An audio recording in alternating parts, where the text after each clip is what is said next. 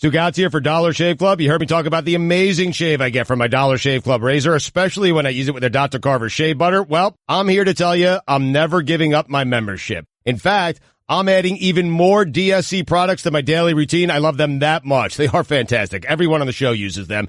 Dollar Shave Club makes products for your hair, face, skin, shower, everything you need. They have me looking and feeling amazing, and it's all their own original stuff. That's what I love most about it. It's amazing. They only use the finest premium ingredients, and they deliver it to you just like they do their razors. That means no more annoying trips to the store, cruising up and down aisles, looking at shelf upon shelf of what the hell is that and what do I do with this? I use Dollar Shave Club for almost everything. Razors, body cleanser, hair gel, and yes, even butt wipes. DSC has you covered head to toe. And now's a great time to give Dollar Shave Club a try. You can get your first month of their best razor along with travel-size versions of shave butter, body cleanser, and yes, even butt wipes for just $5. After that, replacement cartridges ship for just a few bucks a month. It's the DSC starter set. It is awesome, and it's yours for just $5 exclusively at dollarshaveclub.com/Dan. That's dollarshaveclub.com/Dan. Hey there, I'm a glue stick, so I have one job. I glue kid stuff. So sorry for being jealous of Geico, who does a ton more, like give you 24/7 access to thousands of licensed agents. And Geico has been around for over 75 years and has a 97% customer satisfaction rating. While I've just got mediocre adhesive skills, Geico also has an award-winning mobile app. Uh-oh, arts and crafts time. No eating the glue stick, Miss Lydia! Geico. Expect great savings and a whole lot more. I thought we were going to start with the Heat. Why? These are awful losses, man. Yeah. They are in the soft part of their schedule, losing these games against teams like the Orlando Magic at home. And part of the issue is that they're just not going to get good shots late. It's the same thing that's going to end them in the playoffs. Like, you see that even the Magic late in that game is getting a dunk at the rim, and the Heat are going to have so much trouble executing offense late in games in ways that gets easy shots. I don't think they're in the soft part of their schedule. They had this one easy one against Orlando, but at Cleveland, then Philadelphia, and back end of a back-to-back at Detroit with no Hassan Whiteside. And now they have Houston coming up on Wednesday and Milwaukee, even though they've been undefeated against Milwaukee this season on Friday, and they're playing their worst basketball of the season. No, but before that, it was Sacramento and Chicago. Like, that is not a murderer's row. Houston, you mentioned Houston, but that going Detroit, Philadelphia back-to-back, it's unpleasant, and Cleveland's playing cruddy. They should have been feasting on this part of the schedule. But in fairness, they've played 11 of the past 14 games have been on the road. Mm-hmm. So that's a brutal stretch in terms of. But it's home losses to Orlando without Aaron Gordon and Sacramento at home. I mean, those are just brutal. That's brutal what I'm losses. talking about. I'm not talking about. Yes, I get the part. Yeah, road games are tough, and they've been good on the road this year. They've been really good on the road this year. One of the few good teams on the road this year. But what's happening to them at home, like when you lose to the Magic in that game, and at the end of the game, you just can't get anything clean. Like, what kind of confidence did you have in the offense late in that game when the best you're getting is a Tyler Johnson three-pointer, and I know that's not what you want. And Winslow on these inbound plays, missing two wide open guys. I mean, what happened there? Did he think he was up against the 5-second clock where he's got Dragic running straight to the rim alone? I've got no idea what happened there. I mean, you've had the situation at Cleveland where James Johnson doesn't get a shot off, and then I understand they had a couple looks in the final moments, but in your final possession, you don't get a shot off. But you guys understand why that's happening, though, right? Like, you guys understand in terms of the history of basketball, the thing that you need in the playoffs is guy who, under any circumstances, can get his own shot. Yep. It's the genius of Michael, of Kobe, can get his own shot, doesn't matter what you're doing. And what you're seeing at the end of these Heat games, when it really gets clamped down, you see James Johnson can't do anything because LeBron's there. You see the end of last night's game where Mike, what is your first option? Like, if the other team knows that Dragic is where everything starts, and that's the best you got, undersized Dragic, what do you do after that? Well, the lament of the Heat fan since Spo's entire tenure began here was, what are these late game plays? We're just putting the ball on Dwayne Wade's hand, and then after Dwayne Wade left, it was Deion Waiters. It's really hard to get a great look. Spo actually had really good luck the Jazz game specifically, post Dion Waiters, where he was drawing up brilliant plays at the end of the game, and it was working. That's not going to work every time. You can't count on that. And what you've seen here is he goes to Josh Richardson in the way that he used to go to Dion Waiters, and that hasn't worked out. Well, I wonder who the Heat fan base is angrier at right now, Hassan or Dion Waiters, because the things that they're doing are the things that you worry about when you're a culture organization and you usually don't give your money to the knuckleheads. Mm-hmm. It's got to be Dion Waiters, though. Well, but I feel people are getting real frustrated with Hassan, that he's sitting a lot with like a tummy. He doesn't, what happened with Embiid? Like we're sitting with a tummy. His tummy aches against Embiid, so he leaves in the middle of that game, and he's not going to play the next game against Andre Drummond, and Drummond destroys them inside, and it's a reason why you lose that game. Whiteside's been frustrating lately. Giving Whiteside that contract when he did seems more and more like the Heat are swimming against the tide on that. We would have all done it. We would have all done it. Yes, everyone would have turned on the organization if they'd lost Hassan Whiteside for nothing. Everybody. Like, let's not do revisionist history. When you say that money was less than he could have gotten. He was making concessions for Wade.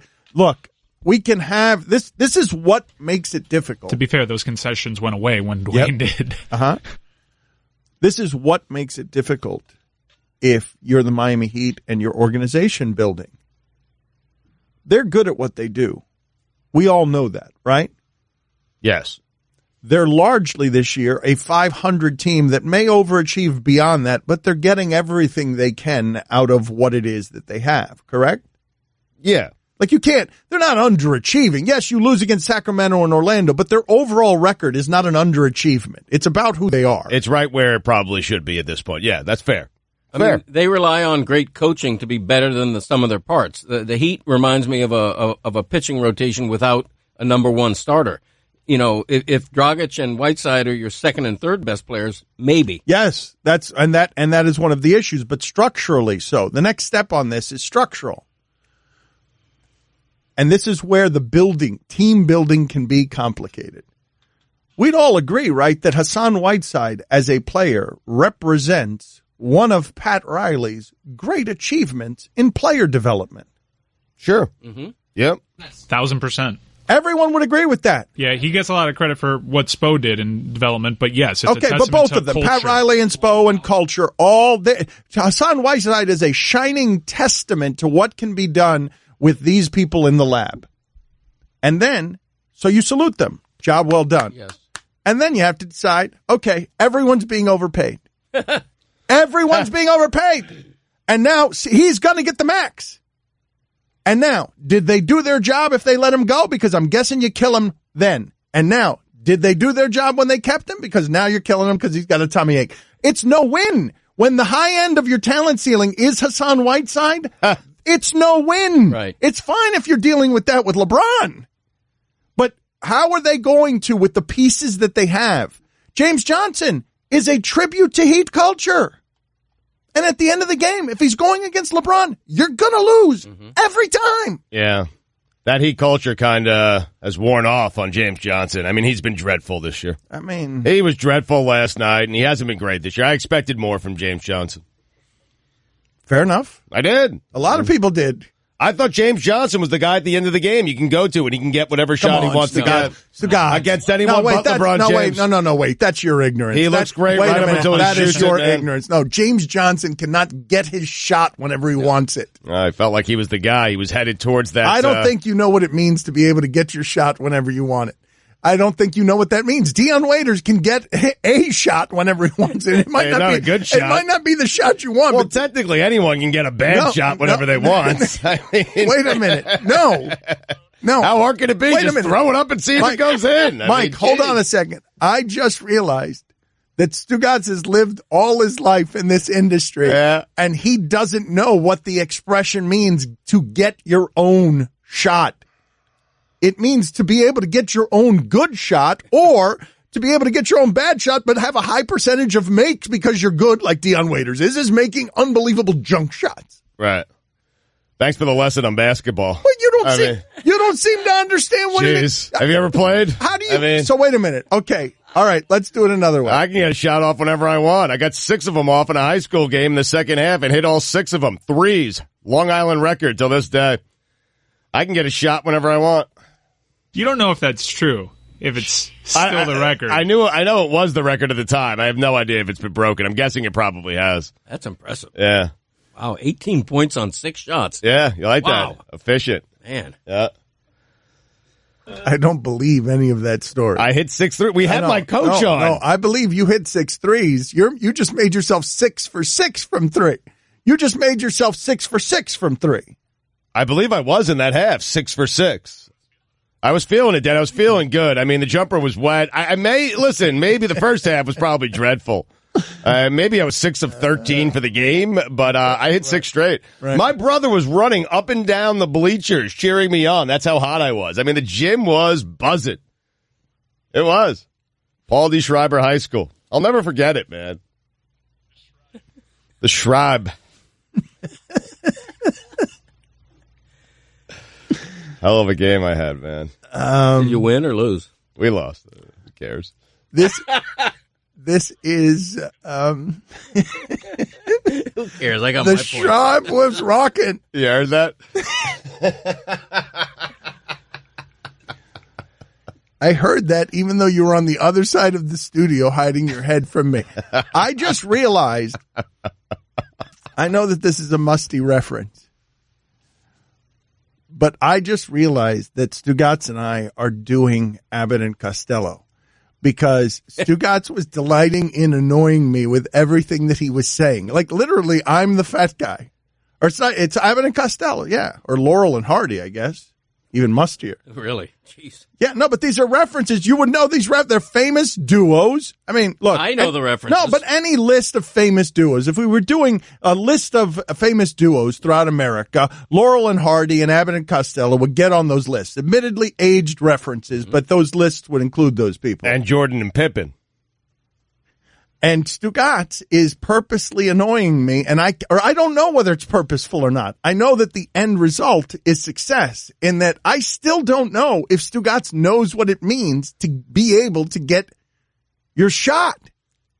Like, I still am unclear. If you think James Johnson is somebody who could get his own shot, you're not understanding this. I just said I thought James Johnson was going to be – I thought he took a big step forward last year and was going to take an even bigger step forward this year and be able to be a guy down the stretch that can get his own shot. That's what I thought. You have to be quicker than him to be that guy. I thought he'd be quicker. Draymond Green can't get his own shot. Like, you have to be someone who's much quicker than that. It's able to dribble around. Oh, yes. Kevin Durant can get his own shot. Steph Curry can get his own shot. And Dion Waiters to varying degrees. Mike is totally right on this. The thing that they miss about Dwayne Wade, even at this age, is that the thing they miss at late in games is it's not very hard to defend the Miami Heat late in games, and that's a fatal flaw on your basketball team. Yeah, they need a Kyrie Irving. I mean, a guy like that who can, like you say, get his own shot. They don't have that. Goran Dragic and Dion Waiters, right? Who else? Yes. No, well, that's why I can understand why the Heat fan base might be really mad at Dion Waiters right now, because Dion Waiters will get you shots in those situations. And now, given the way this roster is structured, I think they're stuck. Every year the trade deadline comes around, and I think the Godfather's going to do something big. I'm struggling to find out what he can do here that's fair or equal value. Anytime you read about Whiteside offers, you don't feel like you're getting fair or equal value. I mean, does Harrison Barnes excite you? Doesn't excite me. Oh, it doesn't excite me, but I'll tell you what, Harrison Barnes solves that problem we're talking about. You're probably going to him at the end of games. Feeling good about that, though? I'm feeling better about it than James Johnson. Bam has made Hassan a lot more expendable than he was prior to Bam. Bam but who wants him? Bam who was wants awesome. in today's NBA? Don't you wonder who wants Whiteside? But this is what's fascinating. Like, to me, the layers of this, they develop Hassan Whiteside. Hassan Whiteside now, the game has changed so much. That was a tribute to them, the development of Hassan Whiteside. But now you guys are sitting here telling me that A, they overspent for him, and B, you can't get anything for him in a trade. So you develop this value that you've built your team around and has part of your salary cap locked up in it, but you're not going to be good enough if you're too centralized around this one person. So now what?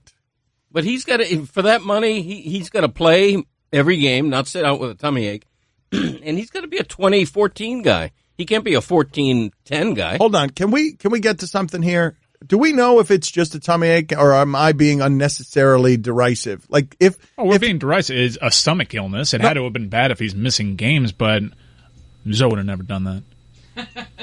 Hi, everyone. Stugatz here. Support for the Dan Le Batard Show podcast comes from our friends at Rocket Mortgage by Quicken Loans. Chances are you are confident when it comes to your work, your hobbies, and your life.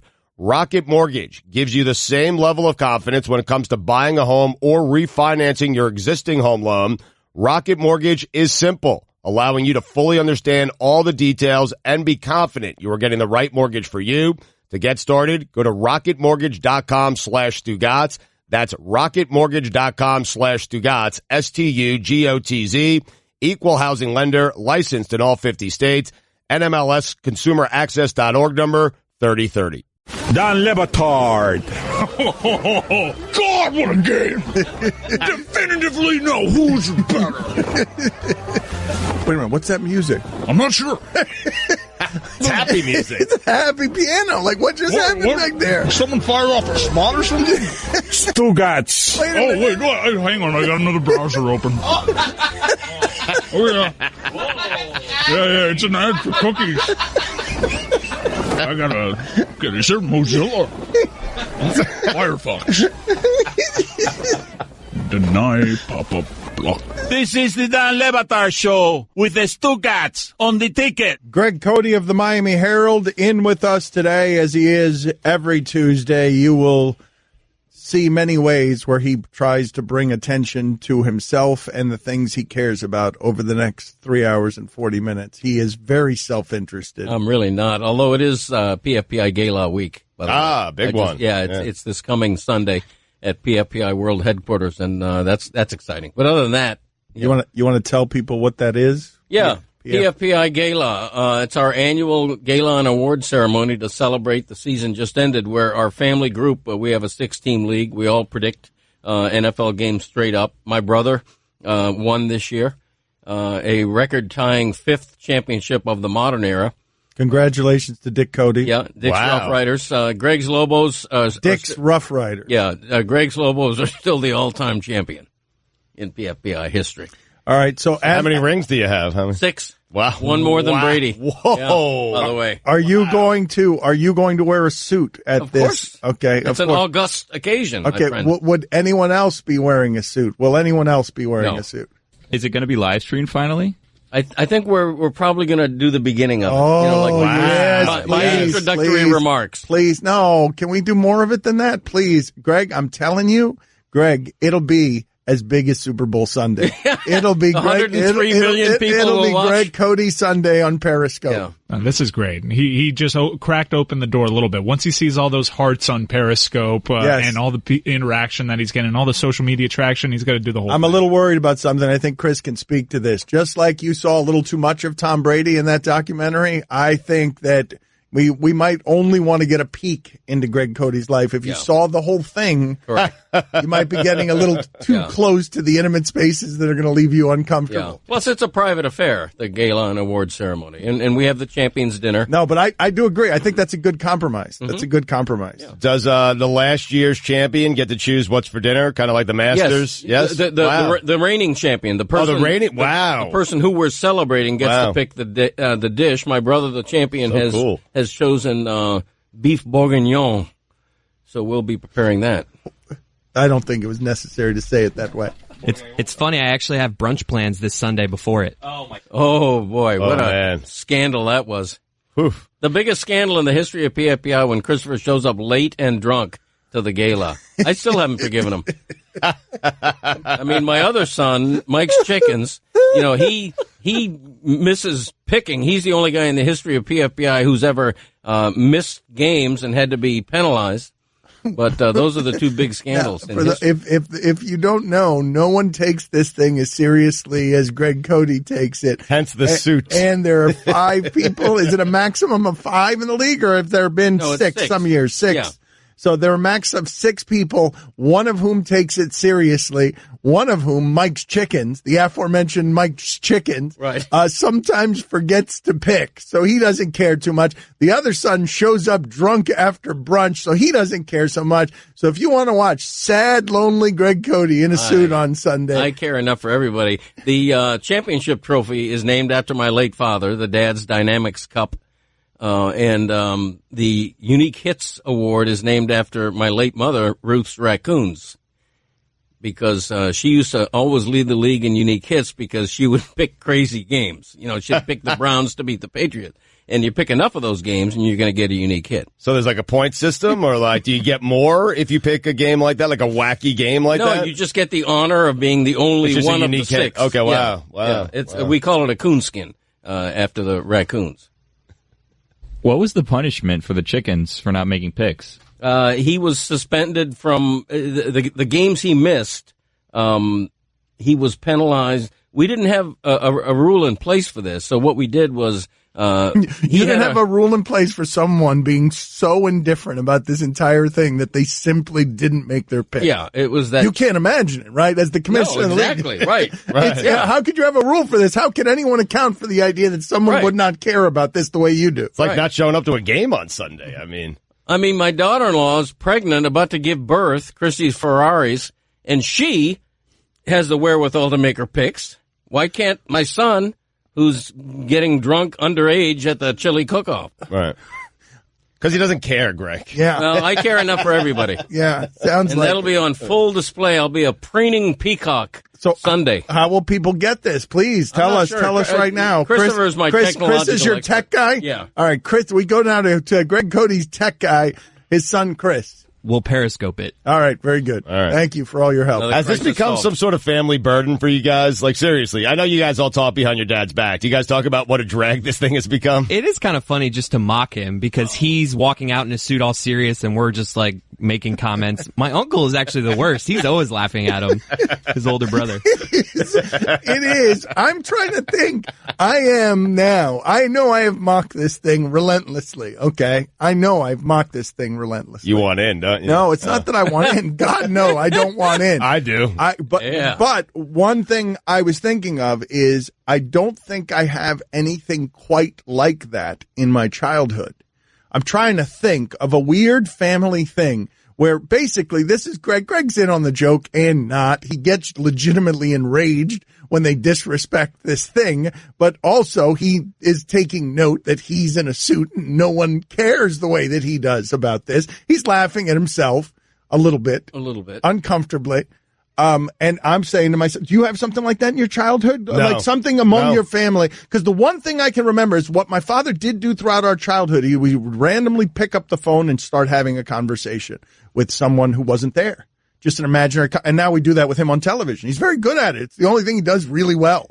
Like, because he's been doing it all his life. Since my childhood, my father would just like walk past the phone, pick it up, and then just create this conversation with like an argument. He'd have a raging argument with somebody, and we'd be like, man, that's weird. Because we were, I didn't hear the phone ring. I mean, I was like 39 years old.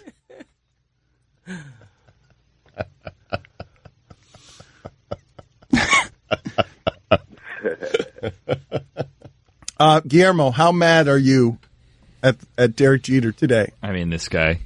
He can't do anything. First, let's start this way. Dan, it was so good that he had that concert to benefit Puerto Rico relief, and I give him so much credit for, meeting with the fans and letting them scream at him, since you say I never give him credit for anything. Now, this guy is such a bozo. Oh, did you see what he did lately, his newest move? What happened? He fired Billy the Marlin. What? 4 days before FanFest, by the way, so I don't know who's going to be in the Billy the Marlin suit and FanFest. Well, I mean, Billy the Marlin technically isn't fired, right? He fired the guy in the suit. Right. Okay, they're going to hire someone 4 days before FanFest to do that. Timing was not great on that. Would you give me that at least, Dan? Right. Wait a minute. Are you going to get mad at these people about everything? Well, he doesn't know anything about mascots, Dan. The Yankees didn't have a mascot, so he didn't learn about mascots from George Steinbrenner. He doesn't know anything about mascots. Right. People are going to be able to tell that this is a phony? If he even shows up, which he may not. Barry Jackson, by the way, has become my favorite reporter in South Florida because he is all over these stories. He's still hustling, man. You know what else I learned from Barry Jackson? I've learned so much from Barry Jackson this year, Dan. So much. I learned that they're not doing great by the media. Wait a minute. I don't think that you realize, because I just saw it flash across Cody's eyes, you just hurt Greg Cody so much by calling someone other than him your favorite South Florida reporter. Well, no, but it doesn't. Greg's not included in that. It's like when we do who's your favorite part of the show, and Greg's not part of that. Well, Barry's still trying. Hey, look. So's Greg. Barry Jackson is great at what he does. Greg's been busy with the gala, guys. Thank you. That's a big week. This is one of the fundamental differences between Barry Jackson and Greg Cody. Barry Jackson gets busy chasing down fired mascot stories. Greg Cody is very concerned and distracted by his gala that only he cares about. And I just realized I got to get that trophy to the shop to have the engraving updated. Oh, wow. You know they limited media access to some charity event that they always have the media to, and they're not helping Channel 7 get in contact with Louis Brinson, who Chris Cody told us was a bust when they got him. He's a good story. He grew up a Marlins fan. He's a big fan of Juan Pierre. Yes. Chris just, came on here, called him a bust immediately. He didn't call him a bust, but he did say that in his role as assistant head coach to Piper High School, that guy went 1 for 4 against them, and he was out masterminded by the Chris Cody game plan. You start with the high heat, then you go off speed 0-2. But that's a guy they should want to get out there to people.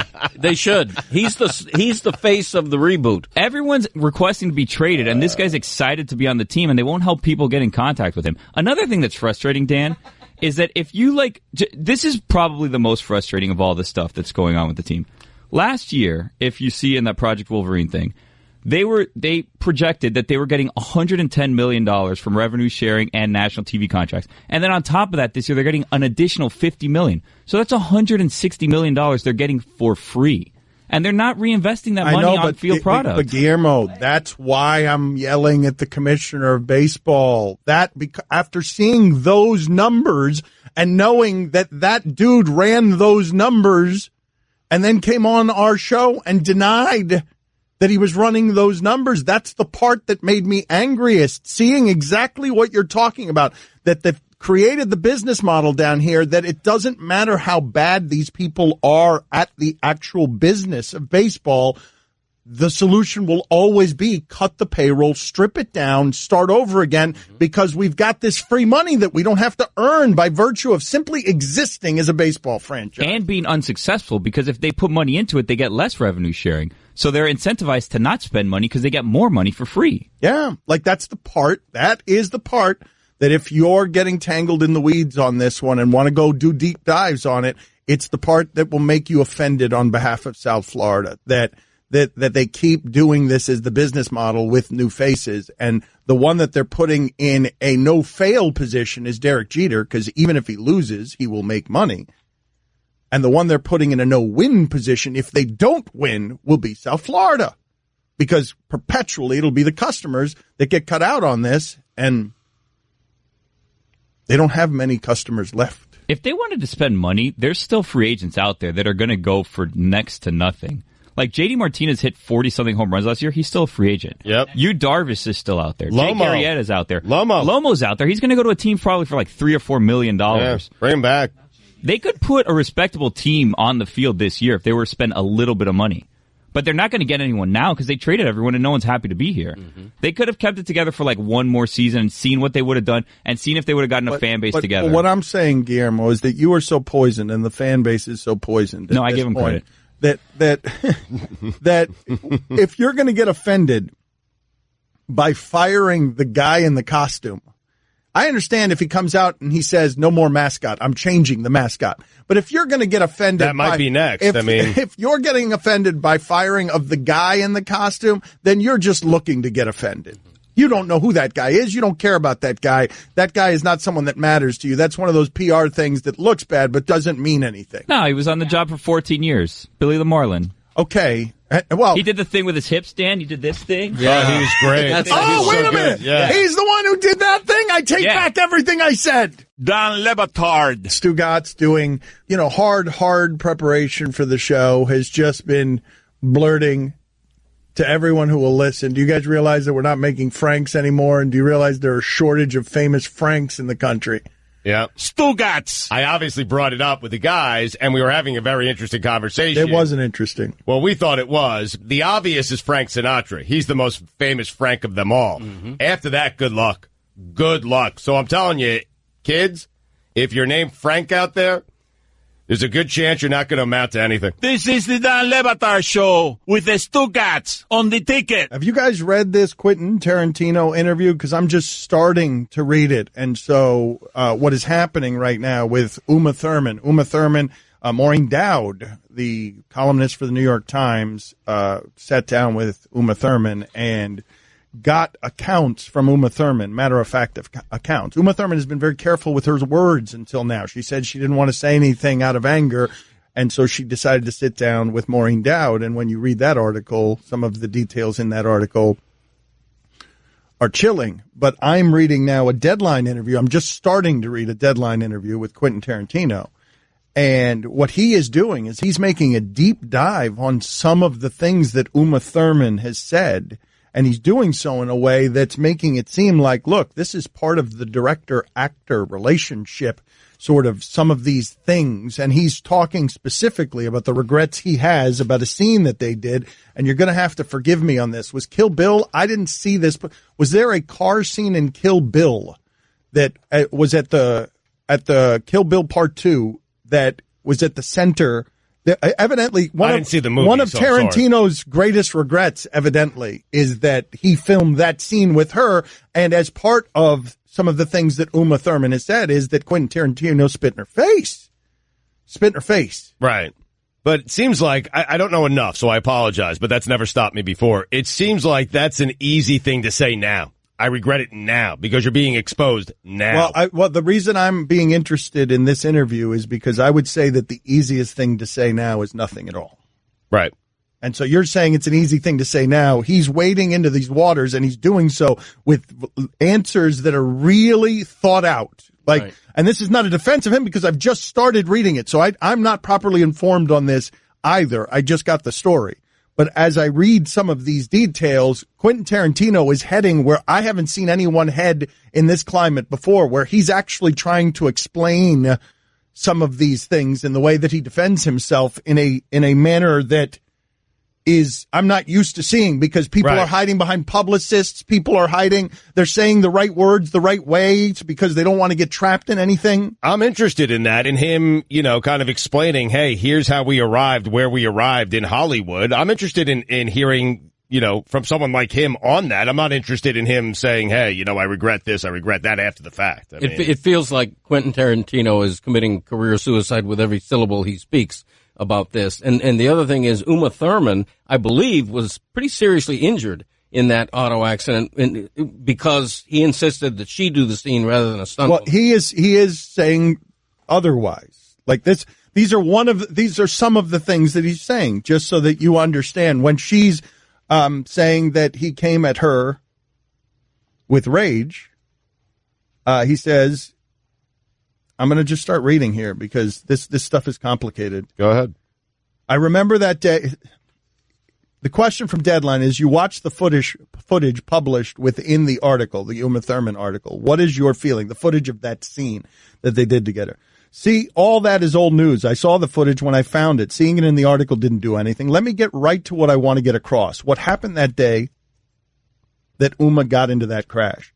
I remember this day very well. It was one of the last days on the shoot, and up until this point, it was a great day. It was the second day of filming the Michael Park scene, the Esteban Vallejo scene. He was amazing in the scene, and so was Uma. Literally, the last shot of the day was going to be this driving shot. We wrapped up the Esteban scene, and we were very happy about it. It was a weird, dubious Mexican cantina, and that was kind of exciting. We even had a New York reporter, Laris, who almost went with us on the next shot, a New Yorker reporter. And since it was the last shot, none of us thought it would be a big deal. She went home. I start hearing from the production manager that Uma is trepidatious about doing the driving shot. None of us ever considered it a stunt. It was just driving. None of us looked at it as a stunt. Maybe we should have, but we didn't. I'm sure when it was brought up to me that I rolled my eyes and was irritated, but I'm sure I wasn't in a rage and I wasn't livid. I didn't go barging into Uma's trailer screaming at her to get into the car. I can imagine maybe rolling my eyes and thinking we spent all this money taking this stick shift and changing the transmission just for the shot. Anyone who knows Uma knows that going into her trailer and screaming at her to do something is not the way to get her to do something. That's a bad tactic, and I've been shooting the movie with her for an entire year by this time. I would never react to her this way. Now, all of that, you could disbelieve all of that if you want. And that's just him providing his version of events and his context. But he's trying to be persuasive. And most people back away from this. And he's saying, no, this is not. He's saying that what you guys are appalled by in the New York Times article, I've known all this. We've hashed all this out. I knew this article was coming out. I've been talking to Uma for days. These are complicated friendships and relationships. And it's like all of this that we're reacting to now, he's saying in this Deadline interview, no, man, Uma and I have been talking about all this. I had to go find footage. I had to go find footage for her of the crash scene. I had to go through a warehouse to find it for her because as she's examined some of this stuff, this is what's happened with the Me Too movement, Greg, where people like even Uma Thurman feel empowered to go back into their past. And like even people as strong as Uma Thurman find strength in others being able to throw this out into the light. It's a wonderful thing, the Me Too movement. And benefit of doubt should be given to women who come forward all the time. You know, you don't assume guilt, but I think it's fair to assume truth from somebody who's brave enough to come forward like that. I think we are assuming guilt, though. I think every time a story comes out, I think people are just assuming that Tarantino was in the wrong here. I'm not saying that he's not, but I think people are making that assumption. I think Stugatz is right about that, and I think that that's an okay thing for men to be stuck with on this one. Like that is uncomfortable, but whatever. That is the byproduct. That men are going to feel like, yes. Everyone, as soon as it's claimed, everyone is guilty. And then there will be a couple of times where there is a false claim, a very low percentage, and then men will seize on to that and say, see, this is why I need to be protected. But men are not the victim on this one. No. Mike, one of the reasons, and you're going to have to forgive me, last couple of weeks, because I've sort of been working on something on the side that I'm not used to working on. I'm not used to working on the details of a music night. So that is the reason how we happen upon this Uma Thurman story that is very long, and I haven't read all the details about it, and I'm talking about it before I've read all the details about it. How's it feel? It feels like something I shouldn't be doing. It's a rush, isn't it, though? I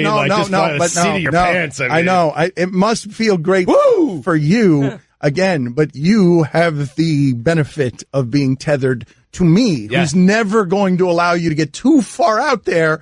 And so I'm going to reel you back in a little bit, and then everyone will love you and hate me. That's what we do around here.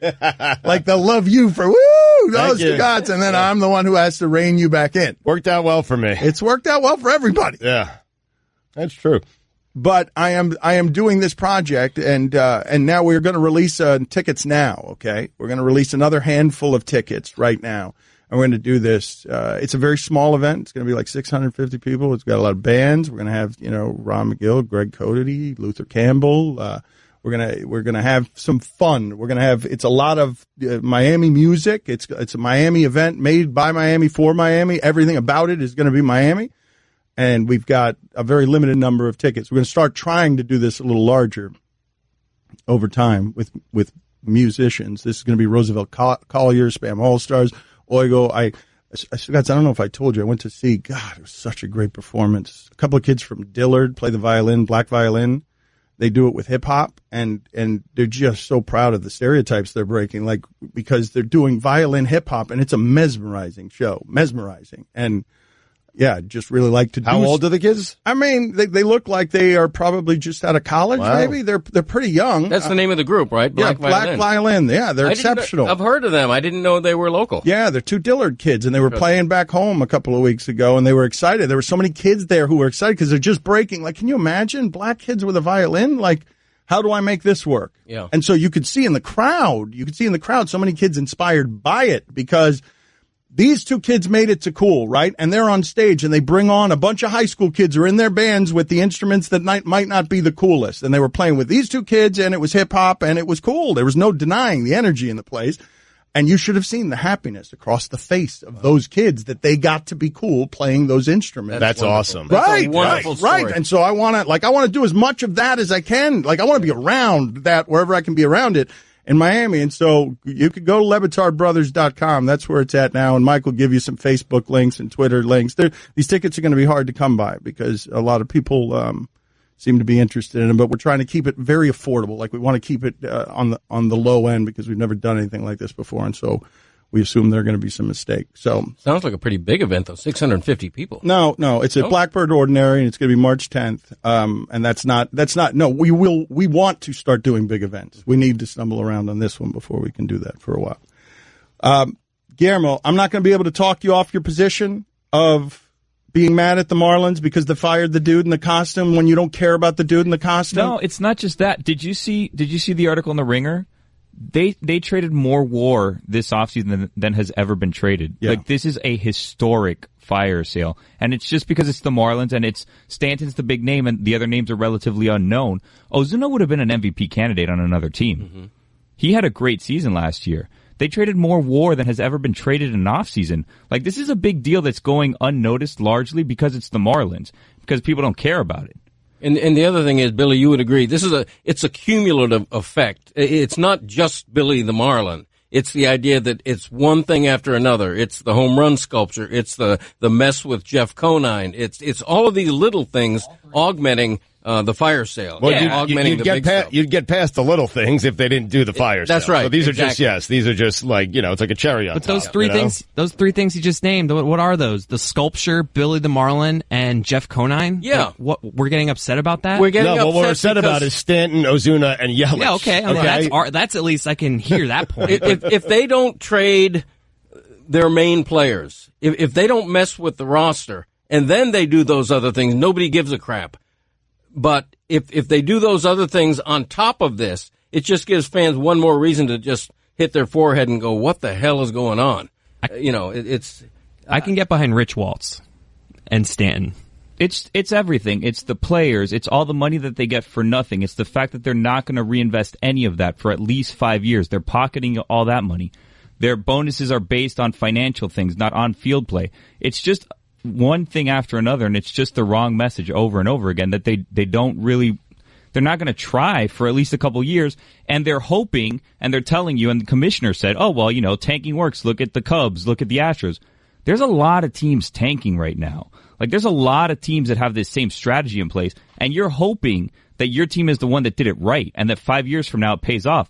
But what if it doesn't? It might not pay off. That's the funny thing. The Astros had to get it exactly right, and it took them a while to get it right. I mean... Well, that's one of the things that was offensive about the commissioner coming on here and publicly saying, hey, the Astros did it. Like, get the hell out of here, man. You're out here saying it's okay to tank. Right. Like, and a lot of teams do it and then don't have the success of the Astros. Yes, the Astros and the Cubs did it, but that can't be part of your business model.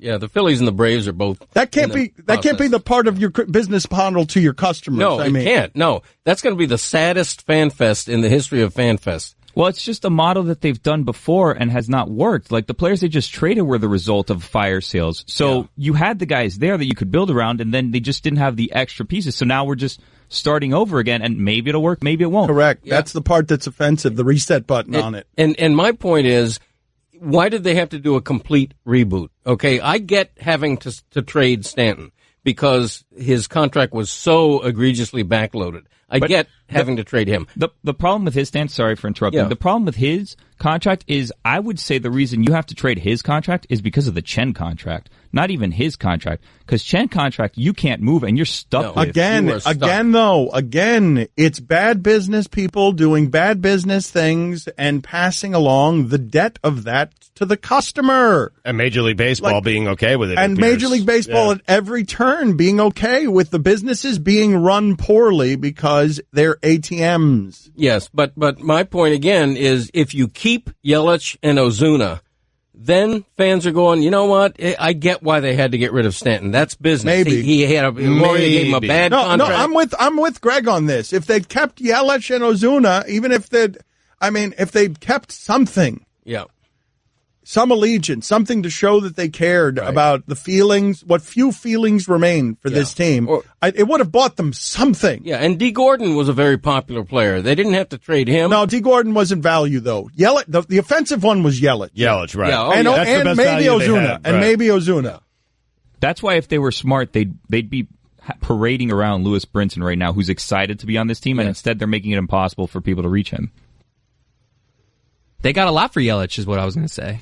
Mm-hmm. They did get a lot for Yelich, and that is the part where you can make an argument on their behalf. Mm-hmm. Where if you get a lot for Yelich and you get value for value, then it becomes something that doesn't feel like Stanton, which was not value for value. No. At the very least, you feel like it was value for value in a contaminated ecosystem where you're already disgusted, where every move they make is going to be the wrong move because you're waiting for them to make the wrong move. Right. Lewis Brinson is a legitimate top tier prospect who's going to make an impact this season, but they haven't gotten many of those. They've gotten a lot of guys who are like the 6th, 8th best guy in a franchise hierarchy. I know the Brewers struggle with that. I remember, Council's the manager now there, and they struggled with giving up what they gave up for Yelich. Like they struggle with the idea, are we close? Because they had a very good season last year. Right. If I'm the Marlins, with all the publicity hits they've been taking, I parade Lewis Brinson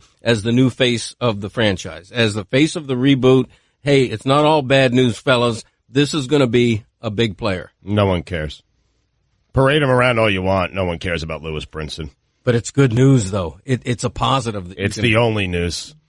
True.